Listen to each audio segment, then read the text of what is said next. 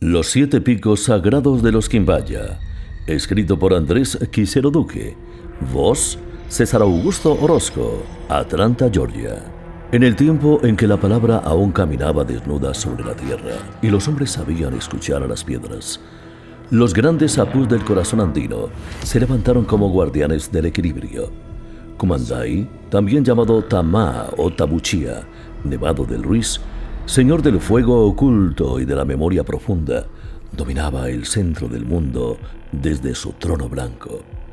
A su lado, Dulima Nevado del Tolima, montaña de voluntad y coraje, sostenía el espíritu del sur, mientras Poleca Casue, Nevado de Santa Isabel, a quien los antiguos llamaron Tataquí, velaba en silencio por las nieblas, las aguas, las lagunas y los nacimientos.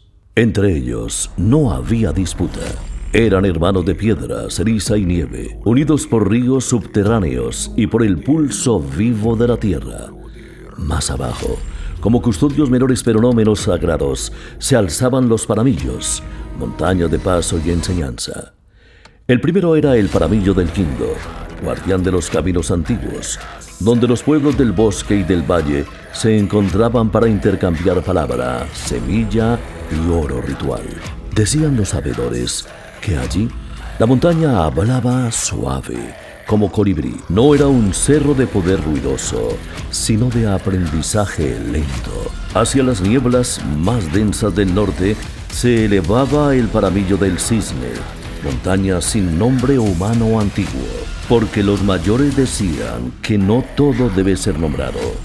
Era el lugar de las aves blancas y de las almas en tránsito, donde los chamanes entraban en silencio para soltar cargas, penas y memorias que ya no debían seguir caminando con los vivos. Allí no se iba a pedir, sino a dejar ir. Más al occidente reposaba el paramillo de Santa Rosa, guardián de las aguas calientes y de la sanación profunda. Desde sus entrañas brotaba el calor de la tierra como regalo de todo el páramo blanco para curar huesos, espíritus cansados y pensamientos heridos. Allí el cuerpo recordaba que la tierra también es madre y que el fuego puede sanar cuando es respetado. Al sur, un anciano rebelde, el machín o Cacaime, que no respiraba para afuera sino para las entrañas, que había decidido dormir y no mostrarse más. Allí, el sacerdote velaba por aquellas almas de enemigos muertos en batalla que quedaban atrapadas en el inframundo bajo el cráter. Cuando Cumandai, Dulima y Poleca Casue se cubrían de nubes al mismo tiempo, los sabedores sabían que el mundo estaba siendo equilibrado. Entonces, los paramillos respondían. El Quindo abría los caminos, el Cisne limpiaba las almas y Santa Rosa devolvía la fuerza vital. Calaime solo despertaba para recibir a los muertos que de tierras extrañas y del sur venían en conflicto. Así se sostenía el tejido invisible del territorio, como una gran conopa viva, donde cada montaña guardaba una espiral del orden cósmico.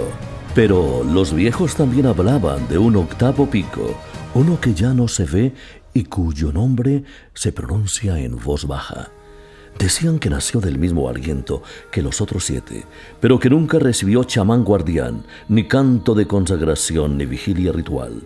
Era una montaña joven y soberbia, levantada sin consejo como quien quiere tocar el cielo sin haber aprendido primero a escuchar.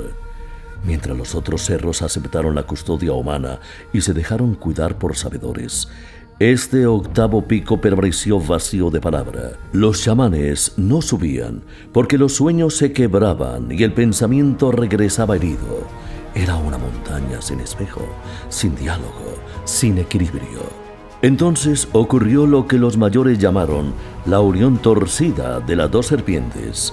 La serpiente de fuego, nacida en las entrañas de Cumandai, y la serpiente de tierra, dormida bajo los valles, se encontraron sin mediación ritual. El pico sin guardián no resistió la danza. Su corazón se volvió blando, su espíritu se deshizo y la montaña se partió a sí misma. No fue un derrumbe cualquiera, fue una avalancha de piedra, lodo y memoria que descendió rugiendo hacia el valle del río Cauca, arrasando senderos, casas de palma, barro y guadua, sembrados y cacicazgos enteros. El agua dejó de ser clara, el oro se enterró y muchos nombres se perdieron para siempre.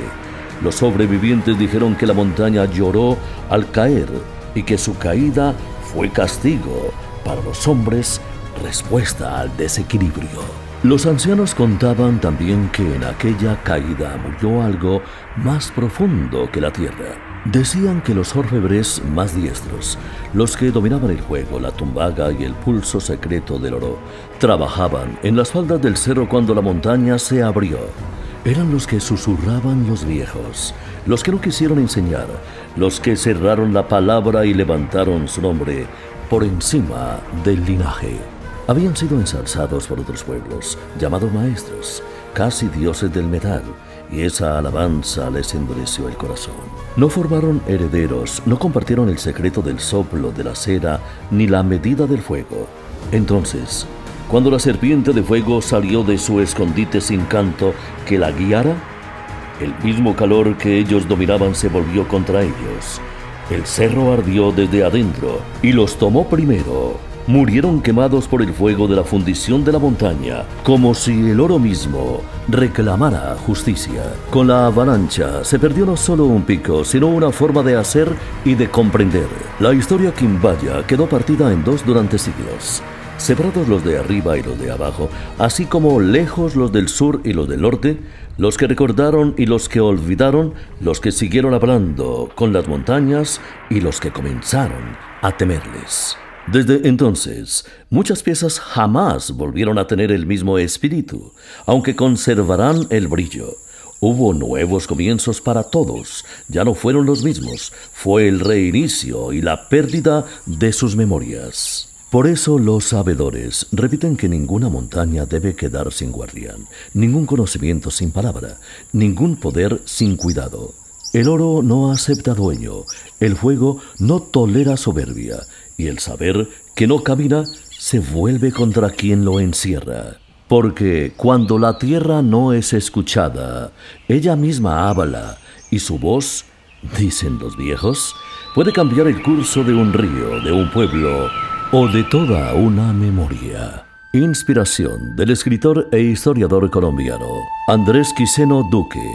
Voz César Augusto Orozco, Atlanta, Georgia.